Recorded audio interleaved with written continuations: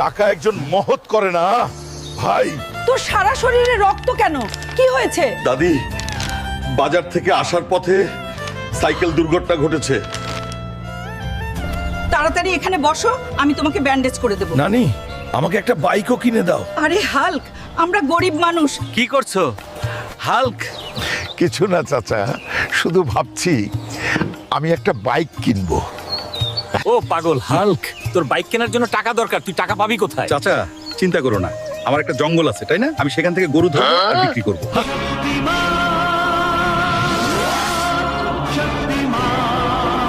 এই গরু, আমার সাথে আয়, তাহলে যুদ্ধ হোক।